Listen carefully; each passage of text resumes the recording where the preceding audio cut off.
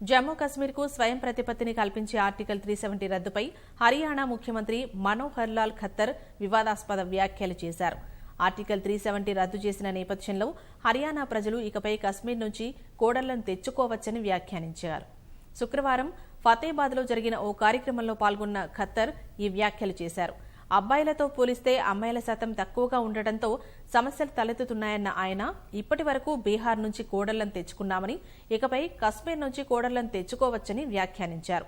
అత్యాచారం కేసులకు సంబంధించి గతంలోనూ ఖత్తర్ అభ్యంతరకర వ్యాఖ్యలు చేశారు.